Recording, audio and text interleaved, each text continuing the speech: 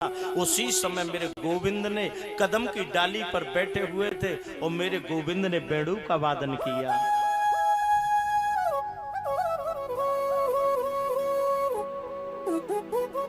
जैसे ही मेरे गोविंद ने बेड़ू का वादन किया तो गोपियों ने ऊपर की तरफ देखा और कन्हैया डाली पर बैठ करके बेड़ू का वादन कर रहे हैं। एक गोपी कहने लगी, कन्हैया हमारे वस्त्रों को दे दो, है? हमारे वस्त्रों को उतार कर हमारे वस्त्रों को हमें दे दो।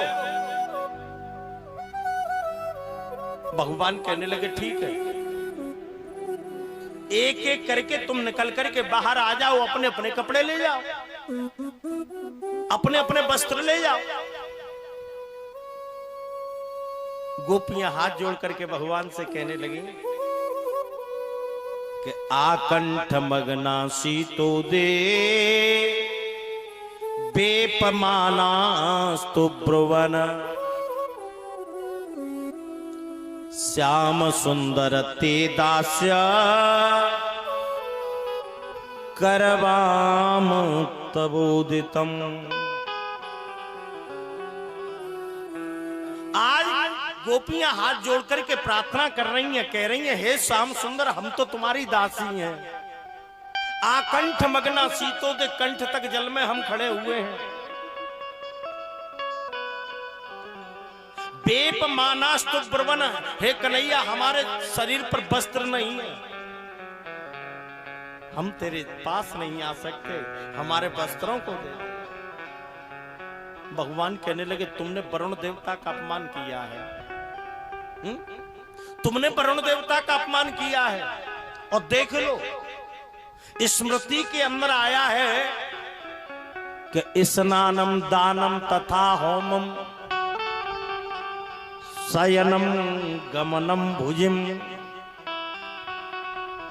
विवस्त्रो न प्रकुर्वीत कुर्वाण पापकृत भवेत।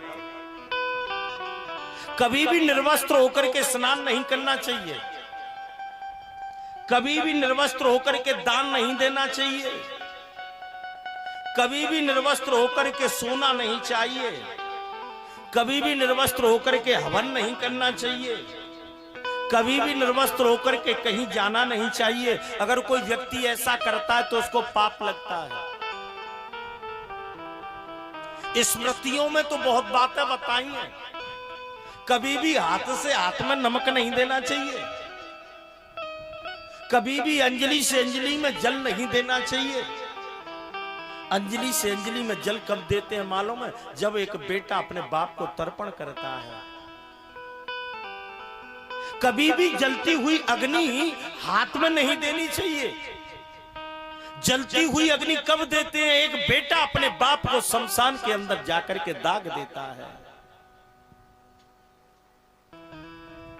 कभी भी जलती हुई अग्नि हाथ से हाथ में नहीं देनी चाहिए। सूर्य अस्त के समय कभी भोजन नहीं करना चाहिए। अगर सूर्य अस्त के समय अगर भोजन करोगे तो पेट के रोगी बन जाओगे।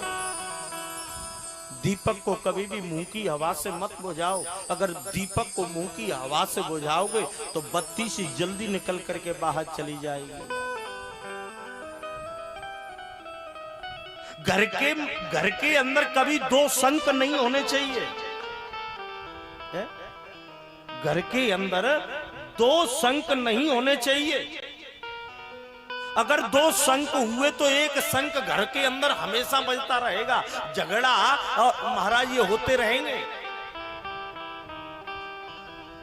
पूजा घर में कभी भी एक देवता की डबल मूर्ति नहीं होनी चाहिए। मंदिर में एक देवता की एक ही मूर्ति होनी चाहिए। घर के अंदर तुलसी का पेड़ जरूरी है। जिस घर के अंदर तुलसी का पेड़ नहीं है वो घर नहीं है, वो घर शमशान के समान हो जाता है। शाम के समय जिस घर के अंदर ठाकुर जी के सामने घी का दीपक नहीं जलता है वो घर नहीं है, वो घर शमशान के समान हो जाता है। स्मृति के अंदर तो बहुत सारी बातें आई हैं, लेकिन क्या करें, समय का बहुत बड़ा अभाव है।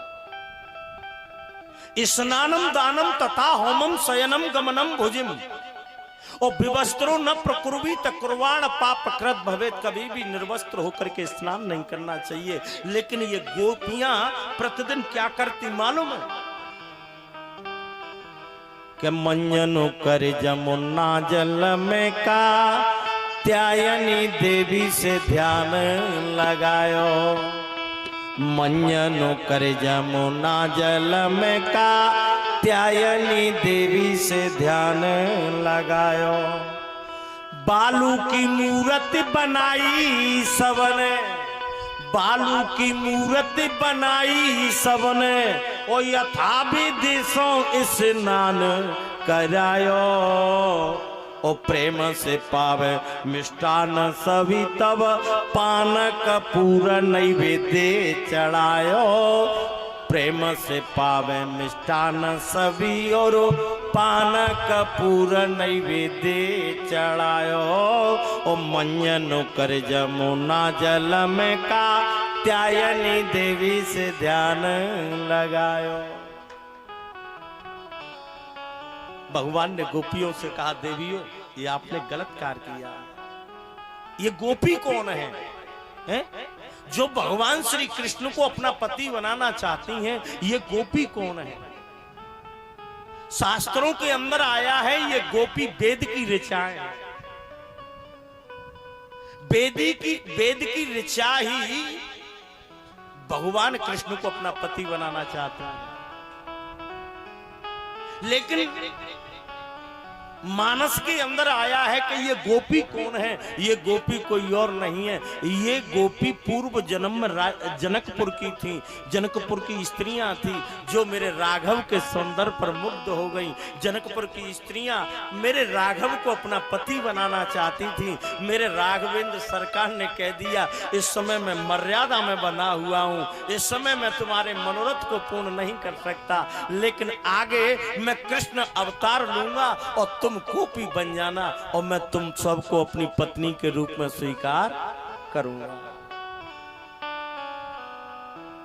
आगे चल करके भगवान नाना प्रकार की लीला करते हैं। धीरे धीरे धीरे धीरे कुछ समय और निकला। एक दिन नंद बाबा एक पूजा की तैयारियां कर रहे थे और जब पूजा की तैयारियां कर रहे तो सर्वतोभद्र मंडल देवता पर सालग्राम भगवान को रख दिया। भगवान कृष्ण दाऊ भैया के पास में आए। दाऊ भैया से